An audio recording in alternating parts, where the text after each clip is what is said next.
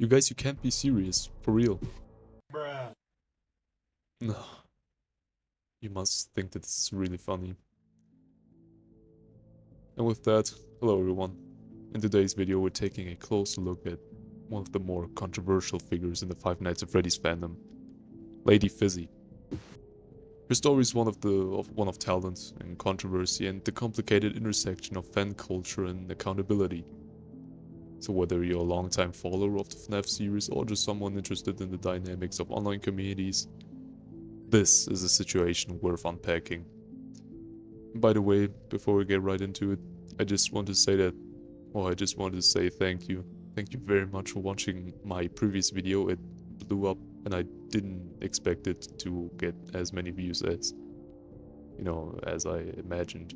So, thank you all. And with this, enjoy.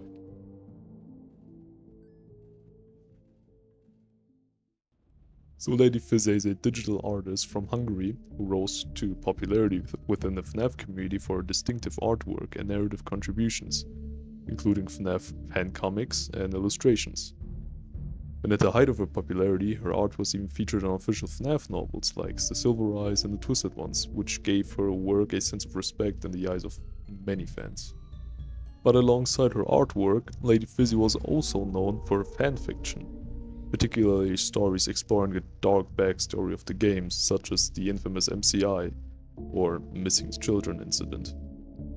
While some praised the emotional depth and storytelling, others found the content to be highly inappropriate, especially considering the ages of the characters and the themes involved. So one of LadyFizzi's more controversial works involved a fanfiction storyline that featured a character named Betty. The narrative portrayed Betty's murder in a very graphic and emotionally intense way, even describing it a bit more in a sexual way, to be honest.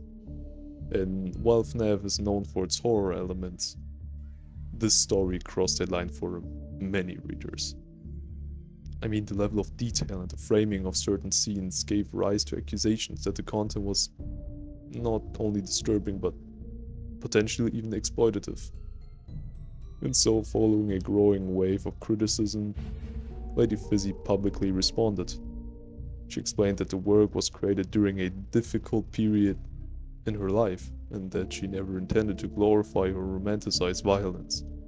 She admitted that her interpretation of Purple Guy, a canonical child murderer, as you should know if you're a FNAF fan, and still, so Purple Guy may have unintentionally veered into unsettling territory, especially when framed with certain emotional romantic undertones.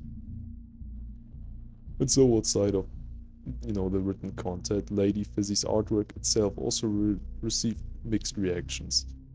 Some fans appreciated her expressive and dramatic style, and others criticized it for being inconsistent or too stylized, especially compared to other artists involved in official projects. And so this division became especially pronounced after her involvement in the FNAF books. Some fans questioned why someone with such a controversial presence and uneven portfolio was selected to work on official material, while other talented artists in the community remained overlooked. And so the controversy deepened when internet users uncovered LadyFizzi's older DeviantArt activity.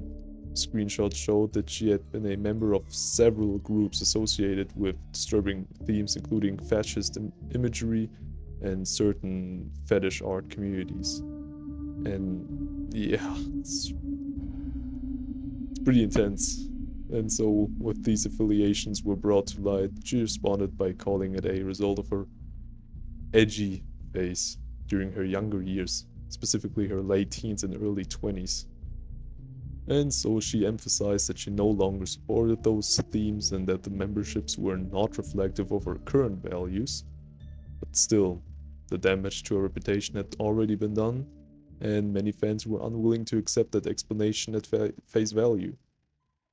And so over time, LadyFizzi issued several public apologies. She acknowledged the impact of her past behavior and expressed regret for the way her stories and affiliations had affected readers and the community at large. Her tone was one of humility, and she stressed that she had grown as both a person and an artist. And so these apologies were met with mixed responses. While some fans appreciated the effort and chose to move on, others saw it as too little and too late, especially given the serious nature of the accusations and the emotional weight her stories had carried. And eventually the situation escalated to a point where Scott Cawthon, the creator himself, issued a brief public statement. He confirmed that LadyFiszi was no longer involved in official projects. He also took a firm stance against any content, official or fan-made, that could be seen as exploiting or glamorizing child abuse or related trauma. Because, as we know, Scott always handled those topics such as child murder, for example, everything that, where children were involved, he always treated it with some sort of respect, and we clearly don't see that kind of respect in LadyFiszi's stories.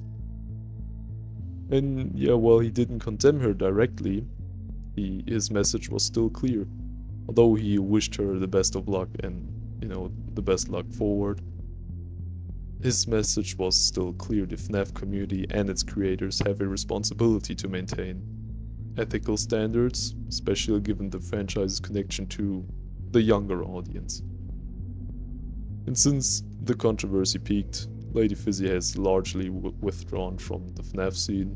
She removed her most controversial work, such as her fanfiction and some of her art, and has remained relatively silent in public forums.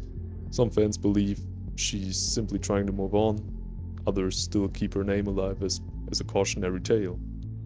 And in a way, the story reflects a broader issue in online fandoms. How do we handle creators who cross boundaries, whether intentionally or not? And when someone apologizes and tries to make amends, how much weight should we give that effort? The LadyFiszi controversy is a complicated chapter in the FNAF community's history. While we're very happy that it finally ended and we can move on, it still raises valid questions about the line between creative freedom and ethical responsibility, and how famous and fandoms handle redemption, or the lack of it. And so to conclude this tale, this is a very heavy topic, not everyone's very comfortable talking about this, me neither, but still, we know that this chapter is finally over and we can move on, we can move forward. So yeah, if you found this video insightful, feel free to like and subscribe, and just let me know in the comments what you thought of it, and if you even think that creators should be given a second chance, or are there lines that once crossed can't be uncrossed.